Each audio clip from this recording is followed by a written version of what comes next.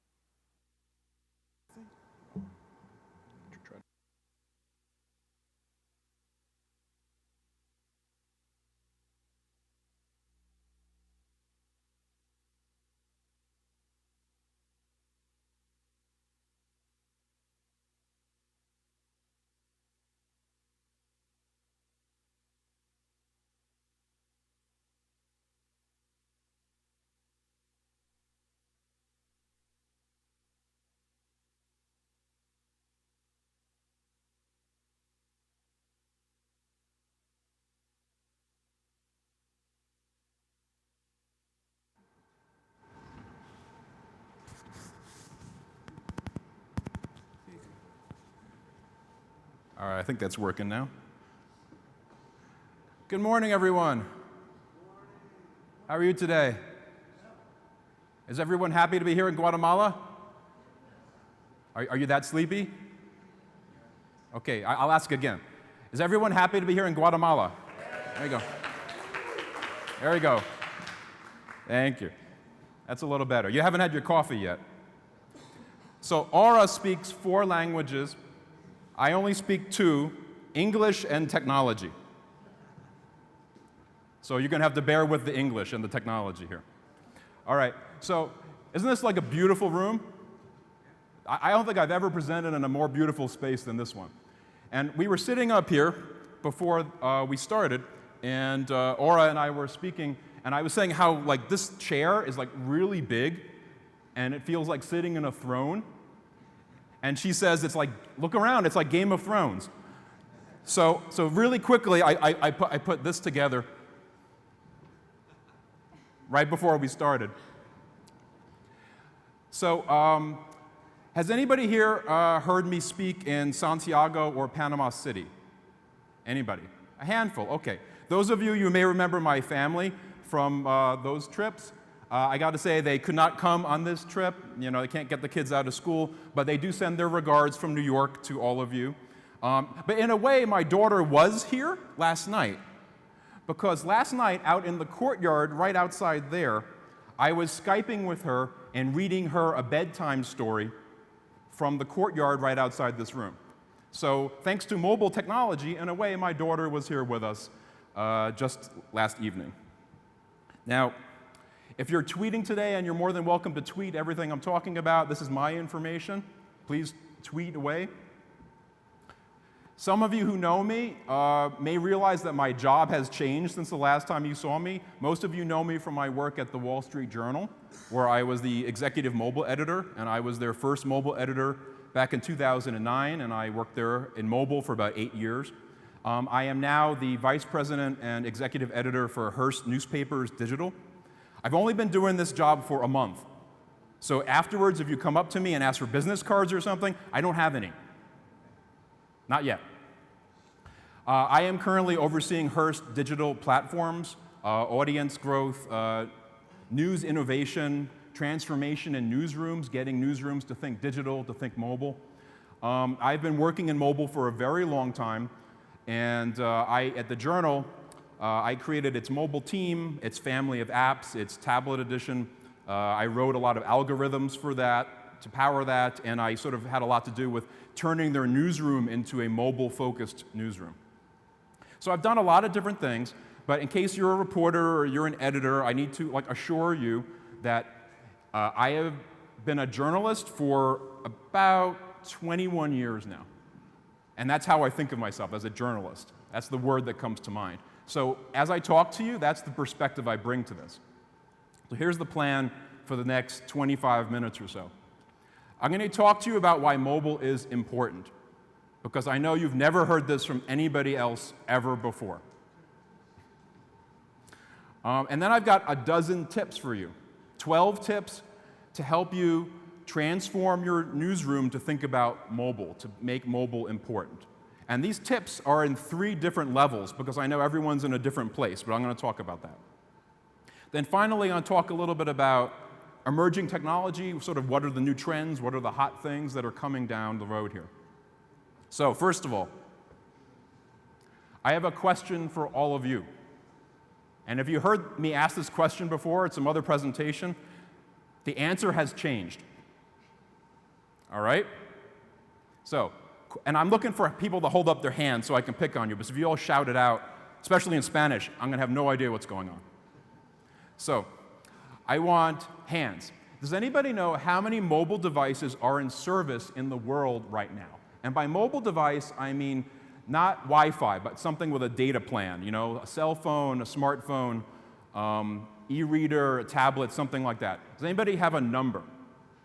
Can I see some hands? Anybody got a number? You can't be this shy in Guatemala. Nobody knows? You can guess. What was that? 4 billion. I hear 4 billion over there. Do I hear 5 or 6? Yeah. 5. Well, going once. Okay. Yeah, in the back. 20 billion. Do you work for the mobile industry? More or less. Okay. Well, he's very enthusiastic about it. So we had 5, we had 6. Is that it? What's that? 8. Oh, wow. Okay. So I like that one. The correct number is there are about 8 billion mobile devices in service right now. That means that on Earth, there are far more mobile devices than people. Does anybody here have more than one phone? Yes? Well, this is your fault. Now, it's been a long tradition of mine that whenever anyone answers this question correctly, I give them a prize. Now, for many years, my prize of choice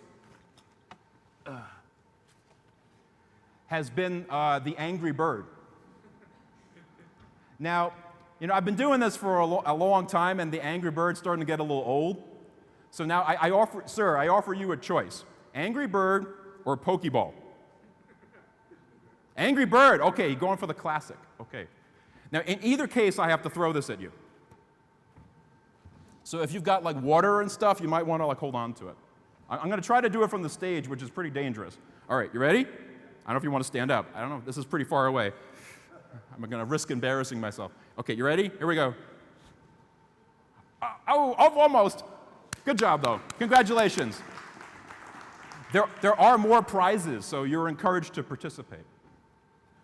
All right, so of all those mobile devices, about half of them are smartphones. And that number is expected to reach about 6 billion by 2020.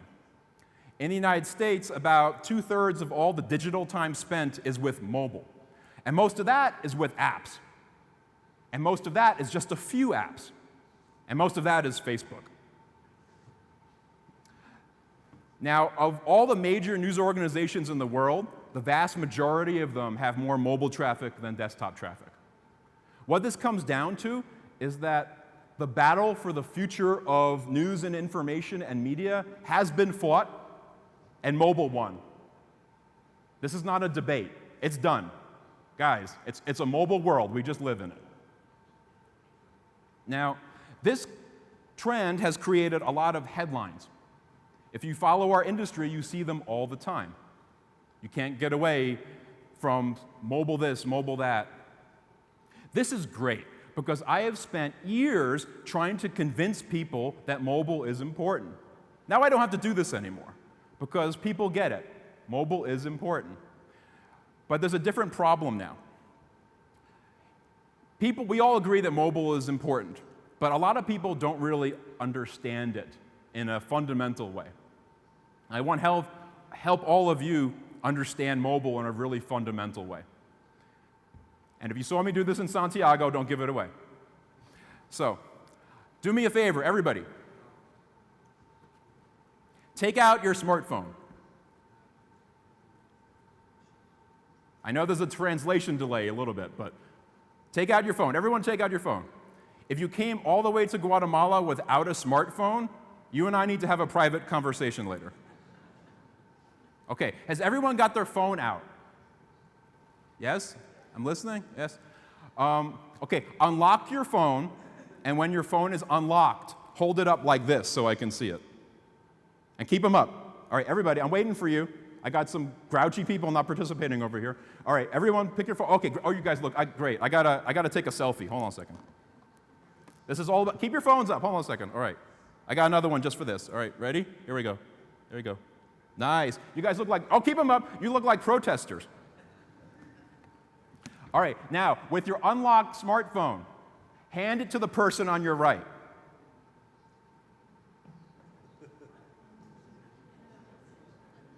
If there's nobody on your right, you can hand it to the person in front of you. All right. And remember to breathe. Take deep breaths. It'll be okay. You have to trust me. I've done this before. I'm a professional. Deep breaths. Okay. Does anybody feel a little uncomfortable? Does anybody feel a lot uncomfortable? All right. Good. Don't give the phone back yet. No. I didn't say you can give it back yet. All right, I'm glad you feel uncomfortable. I'm glad you feel uncomfortable. I came all the way to Guatemala just to make you feel this uncomfortable. Because that feeling you have right now, that's why mobile is important. Because that feeling is what it feels like to give your entire life to a stranger. Or maybe just a coworker you don't trust very much. Because we are our phones. Our phones are us. You know, our phones are our family, our friends, the work that we do, the games that we play, the places that we shop. There's never been a technology this intimate, this personal. So, for those, somebody couldn't hold off, they handed it back. Oh, I saw that. So those of us in the news business, when we send news to mobile, we're sending it directly into people's lives in a very personal way. And that's why it's so critically important that we get this right. All right, you can give the phone back. I hope you're all okay. This is just like the first session. You know, you got a long conference ahead of you. All right, so I got a dozen tips for you about how to make your newsroom, your news organization, more mobile. First of all, mobile-friendly web pages are a necessity. If your web page on a phone looks like this, you have a problem. You have a really big problem. You have a problem so big that I say you should just like leave Guatemala like right now and go fix it.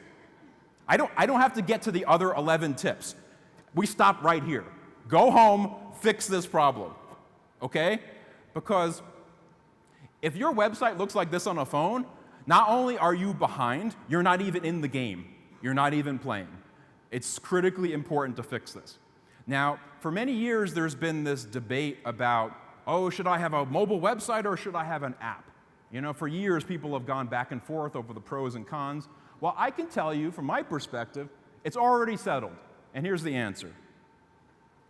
You need an app, too. You need both. Now, my perspective on this has changed it a little bit since I left the Wall Street Journal and I've gone to Hearst, because I am now working for a company that owns about 60 newspapers, regional, local newspapers. And the regional, local perspective is different than the national one. And I understand sort of the challenges here. But let me get rid of some myths. A lot of people think they can't have an app because it's too expensive. This is not true. It is very possible to have an app that does not cost that much, and it can be very decent. The biggest challenge, I think, for smaller news organizations with apps is having people know that they exist, is people discovering them. Now, if you work in broadcast, like on TV, you have an easier job because you can just put your app up on the screen and tell people to download it, and they'll download it. For newspapers, it's a little harder. But having an app is important because with apps come notifications, and I'm going to talk a little bit more about that. But push alerts and notifications are absolutely critical to the future of news, to the present and future of news. People have an expectation that the news will come to them, that their pockets will vibrate and beep and stuff, and they will be told when important news happens. So you need an app. Number 3, the one-platform world is dead. I think most people get this now, but just in case, I'm going to say it again. We live in a world of many platforms, not just one. When you produce news, it goes to many places. Not just it goes to print, it goes to online, it goes to the web, it goes to smartphones, it goes to smart watches, it goes all over the place. And you have to think about your news production and news consumption from the very start as a multiple platform experience. If you think about just one, bad things happen because you wind up focusing on one platform and then things look bad across other platforms. In a way, this has to do with something that Aura was speaking about, and I often speak about as well. News is an experience. It's not just about information, it's an entire experience. And the device that you consume news on is part of the story. What it looks like on a phone, in a newspaper, on a tablet, it's all just as important as how the story is written or how the story is filmed on video. It's all keyed into that. Because we are in a battle for time. It's not about news organizations versus other news organizations, This is about news versus Netflix, and news versus, email, and news versus, Pokemon, things like that. We're fighting for people's time, and they're only going to devote a small amount of their time on these things to news. So unless your news experience on mobile is good, people will not go to you, and if it's bad, they will go away. For many years, my number one rule in mobile was do not annoy. Because it's so easy to piss people off on their phones. Has anyone here ever really been pissed off by something that happened on their phone? I would say, yeah, a couple people admit to it. It's still early. I'll get you.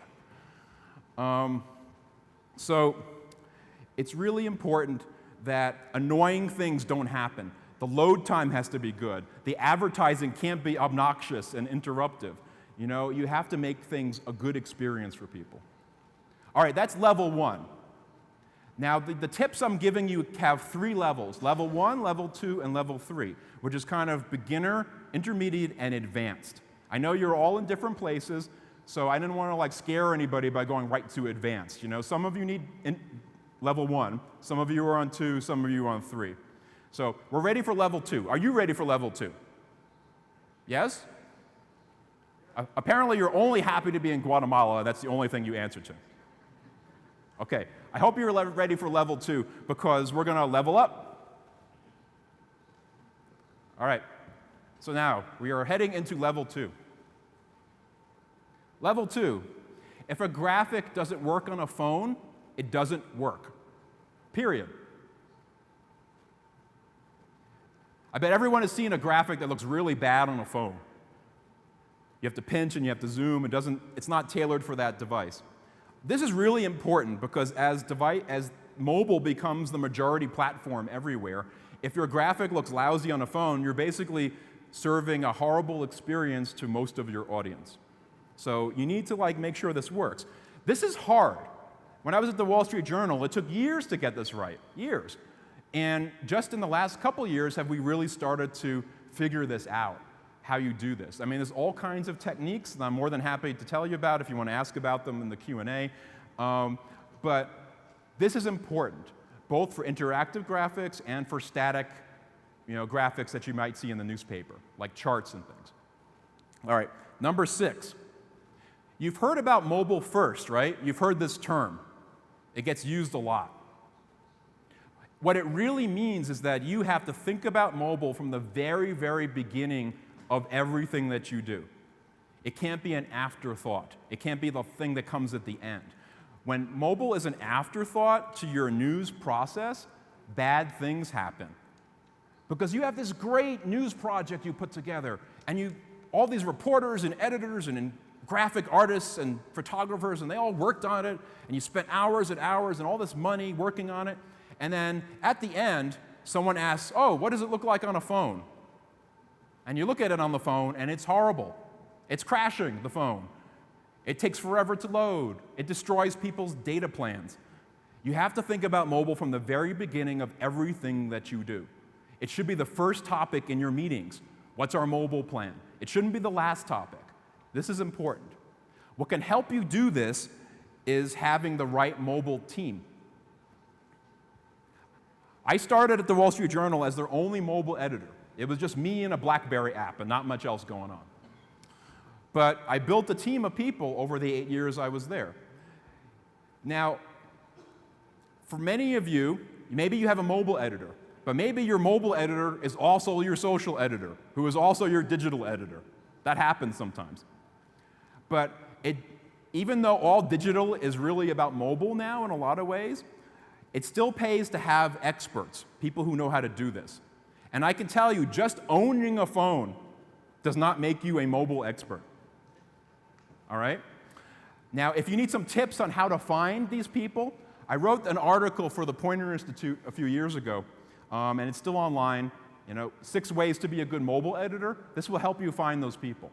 And they're out there now.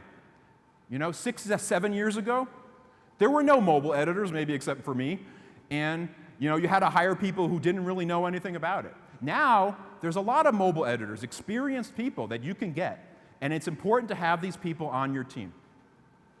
Okay, number 8. Another thing Aura was talking about as well. Mobile is social, social is mobile. Really, Facebook is a mobile company. The vast majority of the money it makes and the people that go to use Facebook are using it on smartphones. So whenever you think about mobile, you have to think about the social component. Whenever you do anything in social, you have to think about the mobile component. They go together. All right, I'm going to go to level 3. Don't be scared. But I have to prep you for level 3 first, okay? So I'm going to prepare you. This is a little glimpse of what's happening right now. News consumers are going mobile, no question. Not a debate. This is what's happening right now. It's not something we need to argue about. It's just reality. Mobile web news is all about articles. So on mobile, for the most part, people aren't going to home pages. They're going directly into articles, and they come there from search, from social, from sharing. They come in sideways. The mobile web is primarily an article experience. And what that means is that the web itself for news is evolving from this destination where you would go someplace to a conduit that sends news to other places, like to Facebook, like to, social media platforms, to Google search. So if people aren't using home pages as much anymore, where do the loyal, engaged people go? Well, in a lot of ways, apps are the new homepage. Because people who download apps are interested in your brand. They are committed to you. And they are far more engaged. They will consume a lot more content. They will read more stories, watch more videos, people on apps. What this means is that mobile web is high traffic, low engagement. For the most part. I mean, there's some variations, but this in general, high traffic, low engagement. Apps, though, are high engagement, lower traffic. So the magic formula that a lot of us are looking for is how do you get people from one place to the other one? Now, there's a technology solution for this that is in some debate right now called deep linking. And deep linking is about sending people from websites directly into apps. Now, I'm not sure how this is going to turn out because the big technology companies are not all in agreement about this. Apple likes deep linking because they want you in their app ecosystem. They want you to use apps. So sure, deep link. Facebook, on the other hand, has some mixed feelings about it because, they want you to stay in Facebook. They don't want you to go to a different app. They want you to stay in Facebook. So a web link will open up inside Facebook. Google is playing kind of both ways because they've got Google search on the web, but they've also got Android on Android phones. So they're kind of like in between.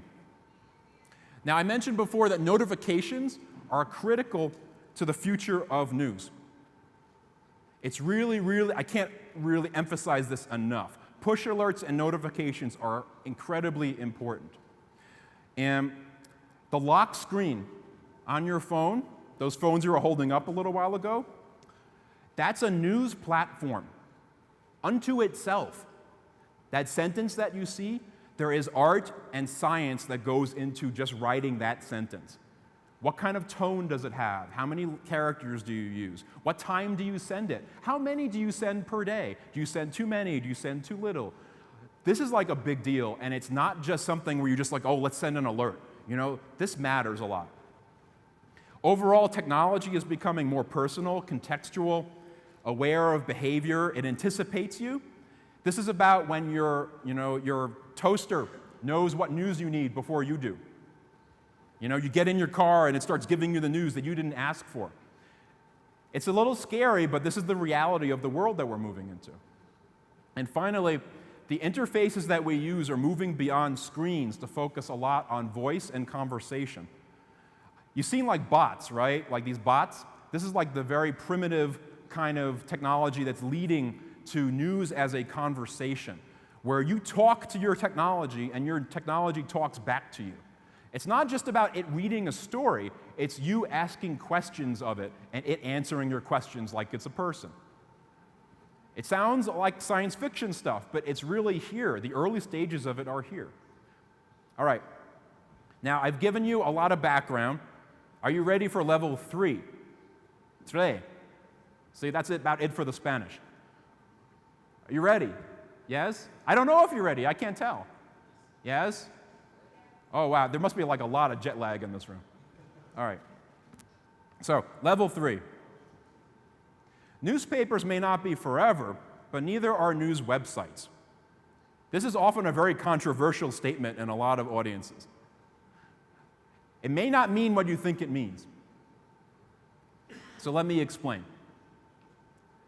So, I don't know if anyone thinks that newspapers are going to be with us forever, and they tend to be fading a bit, although in this part of the world they're doing better than in my part of the world. But print is definitely sort of under a lot of stress right now. But you got to think about this too. Websites are not new technology. They've been around for 20 years. And technology is changing very, very fast. So you remember what I said about how the web is evolving? Well, in a few years, websites may not be what you recognize now. They're changing.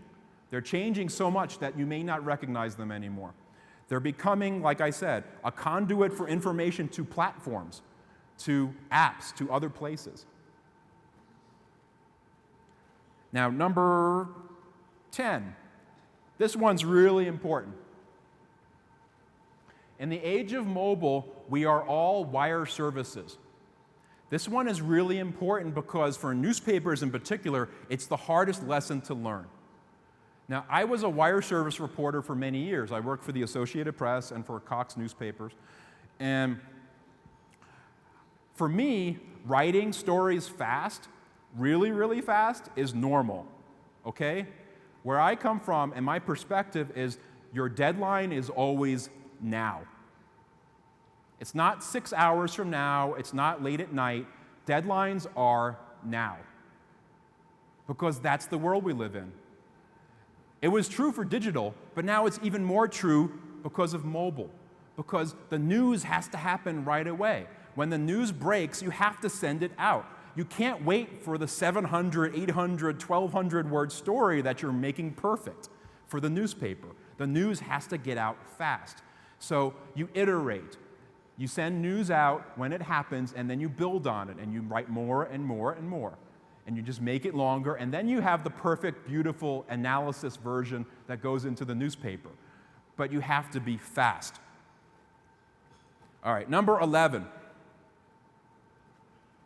So, For a few years, I've been working on this concept, and this is my concept, so you may not have heard about it, called dimensional storytelling. Now, to paraphrase a movie, we as journalists, our pattern indicates two-dimensional thinking. And I don't mean to say that our writing and our stories and our journalism is superficial. I mean this literally, that our journalism is two-dimensional. It is confined to flat surfaces, pieces of paper or a screen of some kind. Now, thanks to technology, we live in this place where we can go further than that. We can do more.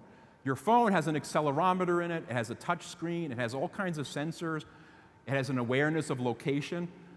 We can create news and stories that go beyond just the flat surface.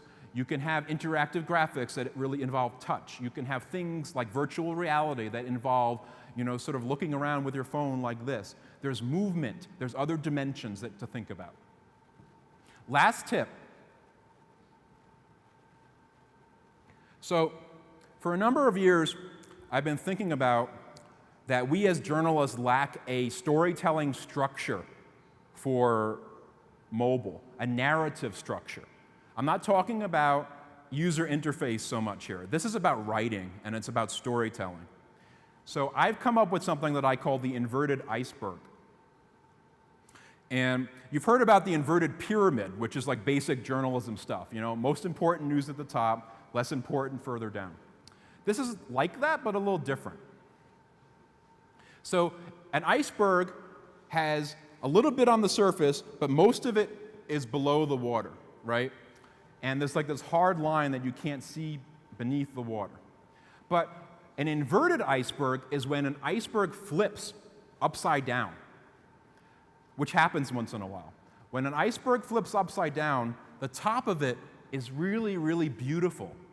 It's like a jewel that's floating above the water. So this story form involves having a hard digital boundary between the top and the rest of it.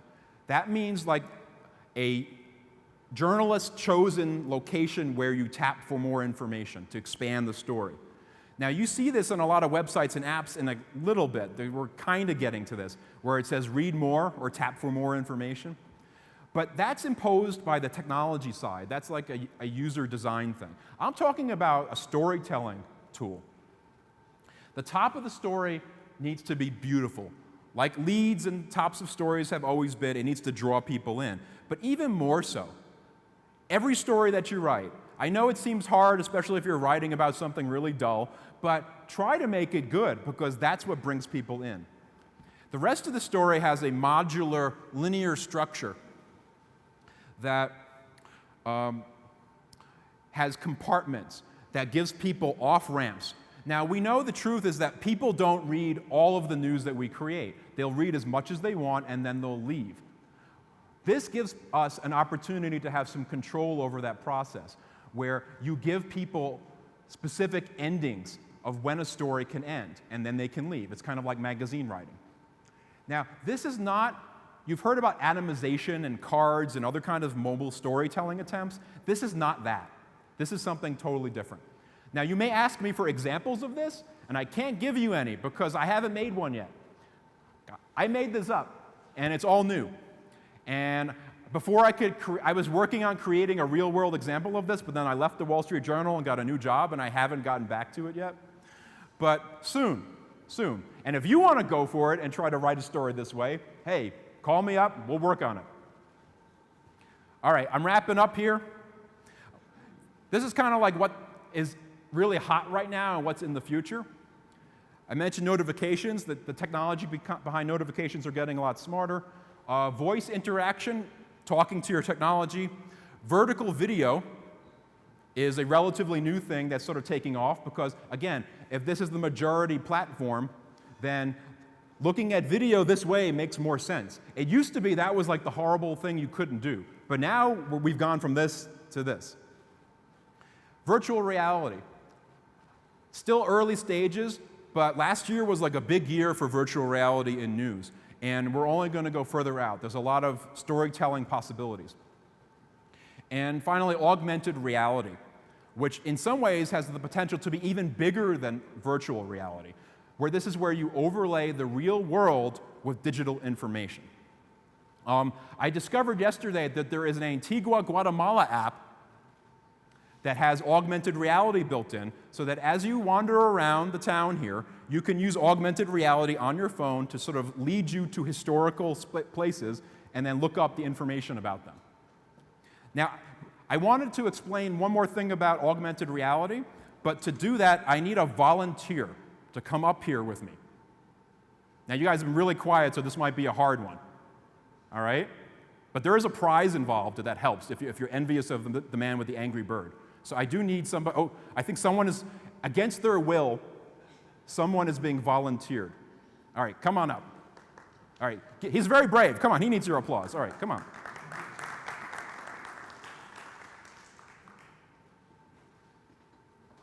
Welcome. Hi. Hi. Otto? Otto. Otto. Yeah. Hey, where are you from? From Guatemala? Oh, Yeah. you didn't have to come far. No. Okay, well, thank you. Thanks. All right, now, I'm going to have Otto, is it Otto or Otto? Otto? Otto? You can say Otto. Remember, just English and technology. Okay. All right? So, I'm going to show you the most popular form of augmented reality in the world. I'm sure some of you are familiar with this. I don't know if you are as well. So, the most popular form of augmented reality is called Pokemon Go. Have you played Pokemon Go? Yeah. He has. This should not be too hard for him. All right, so Pokemon Go and other kinds of augmented reality take advantage of this concept of layers. This is the concept I want you to have, layers. Look around you. There's actually layers of information, digital information everywhere, stacked on top of each other. You can only see it when you're looking through technology, but it's all there. All right, so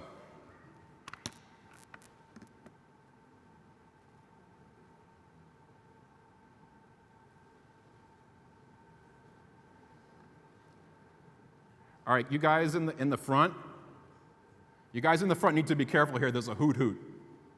Okay? Oh, someone's getting like stepped on over there. You see this? Oh, that's got to hurt. All right, Otto, are you ready? Yeah. All right. Now he needs your support. Oh, look at that. Let's hear it for him. Okay? Come on, he needs your support. Woo, he did it. One throw. This guy's a master. Yeah. All right, Otto, I have a I have a Pokeball. Here you go, Otto. Thank you. Draw me. You want me to? Okay, go down. Yeah. I'll throw it to you. All right, go for it. All right.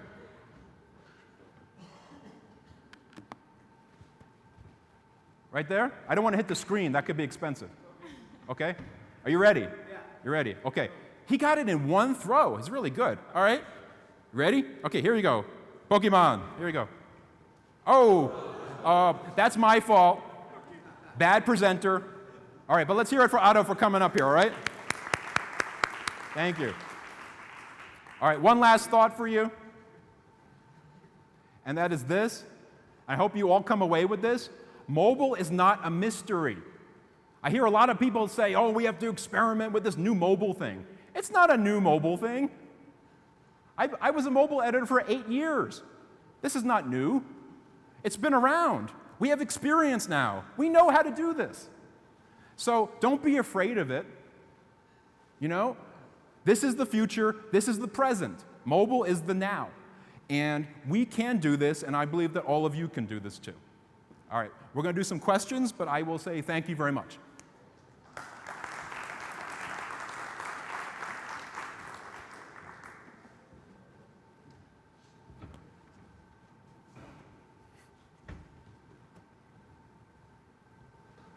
Por favor, si alguien tiene alguna pregunta, que levante la mano. Rafael. Thank you both for great presentations. David, I think the mystery that you don't see in creating products and content on mobile is really on how to make money on mobile. When you have, you're a Hearst and you have big budgets and you have resources to develop, you can play around. But when you're in a small media organization, in a small country, the realities are different. I think that's where Aura comes in. So, question for you is, how is Hearst looking to make money on mobile? Question for Aura is, display is obviously going down in terms of click-throughs and in terms of performance, right? So what other formats can media companies use, like branded, native, or rich media formats within the Marfil platform? Thank you. All right. Am I still on here?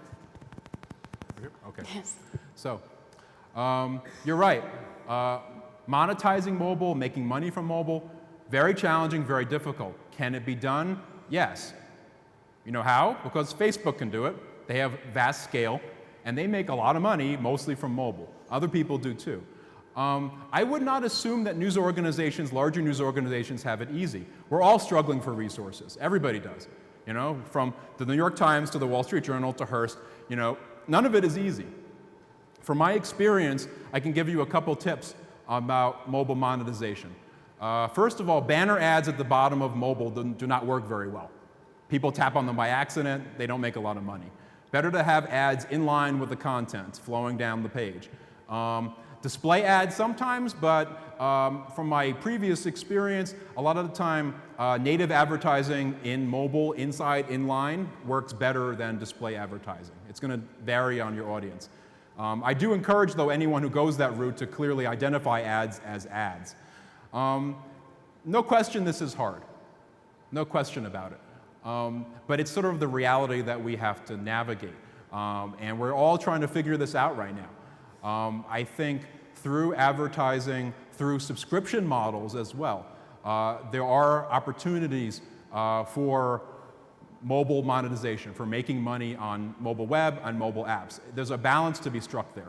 I know there's been some experiments with micropayments for news. Haven't really gone too far with that. So at the moment, it's really about balancing your advertising and any kind of subscriptions if you use that. But I think there are examples of success. And it's not just that we have challenges, we also have necessity. We have to do it because this is where everybody's going. So I would encourage you to sort of experiment there and try those options and follow the leaders who are making it work. And I gave you a couple of things that I know that have worked better than others.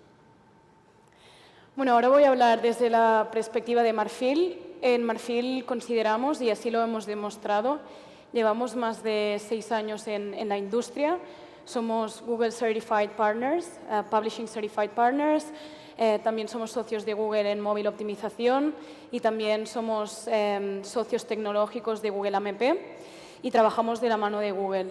Desde nuestra experiencia, y Google está con nosotros en esto, es que para monetizar mucho mejor en mobile tenéis que tener una experiencia de usuario completamente adaptada, ¿no? Y a través de este formato revista que proporcionamos a las publicaciones, ya solo con esto dobláis como mínimo las páginas vistas, con lo cual generáis muchas más impresiones, ¿no? Y al generar muchas más impresiones por página vista, podéis también adaptaros un poco, ¿no? Y bajar el número de impresiones por página vista, porque como ya les estamos doblando, podemos reducir este número de impresiones, ¿no? Con lo cual, adaptarte al usuario es clave en móvil, ¿no? Es lo que estaba explicando al final de la presentación, ¿no?